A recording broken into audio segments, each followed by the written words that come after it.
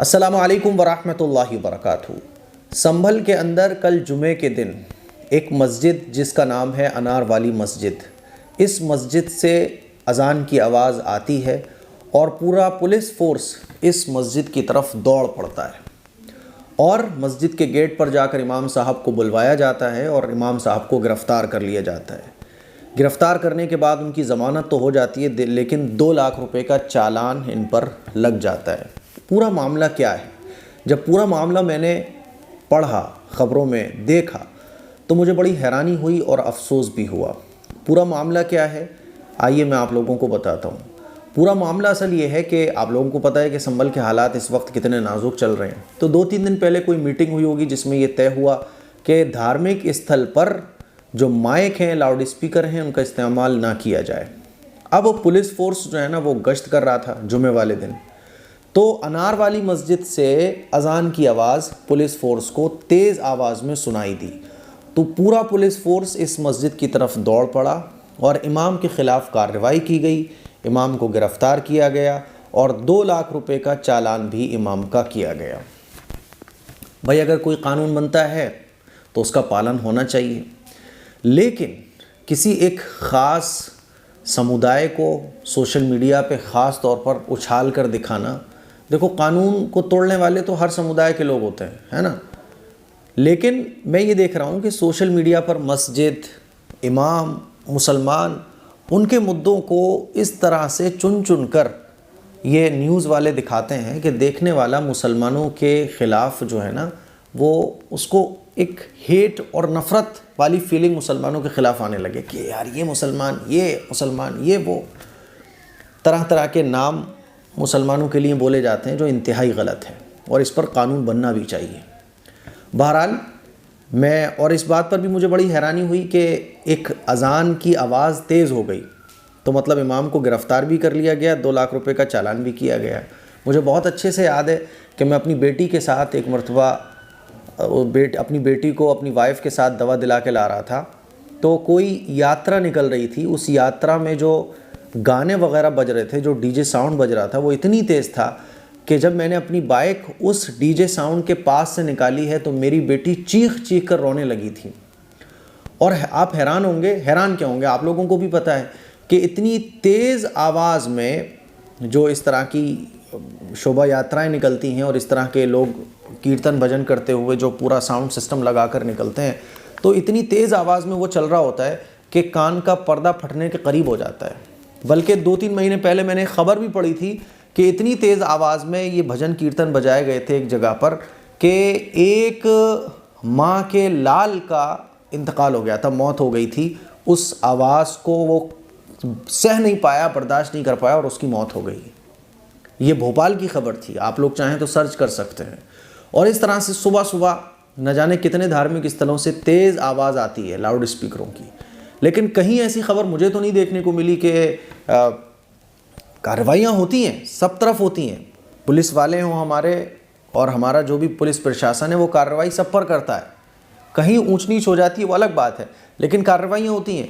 शिकायत मुझे news channel वालों से, जो ख़बरों को इस तरह से दिखाते हैं कि देखने वाला ये एक हेट वाली फीलिंग मुसलमानों के लिए, इस्लाम के लिए, मस्जिदों के लिए वो फील करने लगता है। ये किसी भी तरह से हमारे मुल्क के लिए मुनासिब नहीं है। गलतियाँ सबसे होती हैं, है ना, लेकिन उन गलतियों को इस तरह से शो कराना कि गोया के गलती करने वाला नहीं है बल्कि क्रिमिनल है ना, ये इंतहाई शर्मनाक और इंतहाई घटिया हरकत है जो सोशल मीडिया पर की जाती है। अब पता है आपको किस तरह से खबरें चल रही हैं। संभल की मस्जिद में क्या हुआ कि पूरा पुलिस फोर्स दौड़ पड़ा, इमाम को किया गिरफ्तार। तो गोया कि ऐसे कि जैसे इमाम बहुत बुरे लोग, मस्जिदें बहुत बुरी जगह, जो इंतहाई शर्मनाक है। दूसरी जो ज़रूरी बात है जो मुझे मुसलमानों से अर्ज़ करनी है, देखिए हम मुसलमान हैं, अल्लाह ने और अल्लाह के रसूल ने हमें ये तालीम दी है कि एक मुनज़्ज़म ज़िंदगी गुजारो, तरीक़े के साथ ज़िंदगी गुजारो।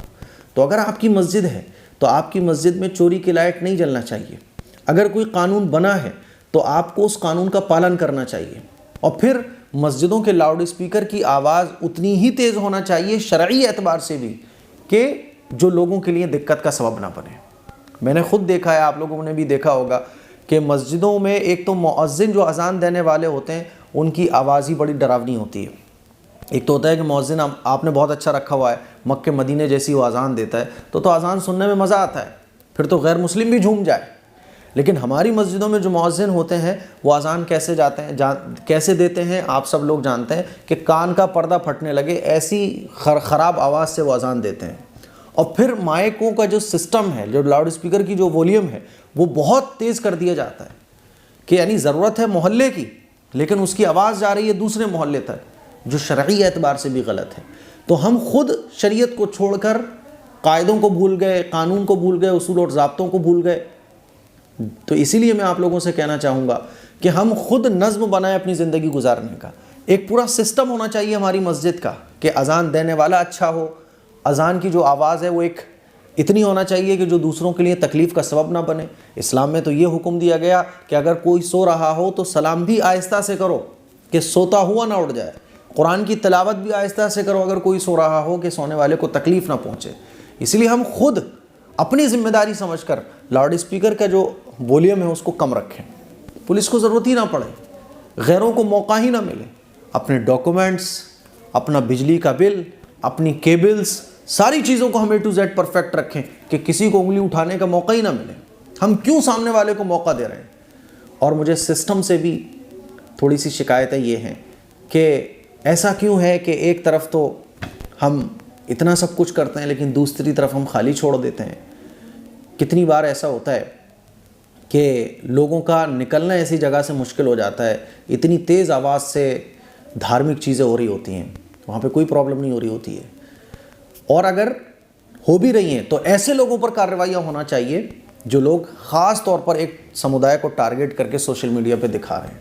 मुझे मालूम है कि पुलिस वाले जो कार्रवाइयाँ करते हैं वो मंदिरों पे भी करते हैं, मस्जिदों पे भी करते हैं, गुरुद्वारों पर भी करते हैं, जहाँ जहाँ माइक का गलत इस्तेमाल हो रहा है वहाँ कर रहे होते हैं।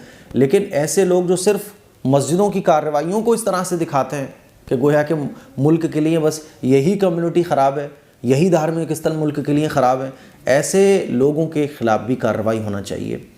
खैर, हमें चाहिए कि हम अलर्ट रहें, होशियार रहें, ख़बरदार रहें, अपनी जो भी कानून, जो भी सब कुछ हो रहा है उस पर अमल करें, है ना, ख़ुद से ही। और ये कानून तो अलग चीज़ है, शरीयत ने हमें जिन चीज़ों को हुक्म दिया उन चीज़ों को फॉलो करें, ये मुझे आपको बताना है। तो मुझे उम्मीद है कि आप लोगों को बहुत सारी बातें समझ आई होंगी। इस क्लिप को शेयर करें। अस्सलामु अलैकुम वरहमतुल्लाहि वबरकातुहू।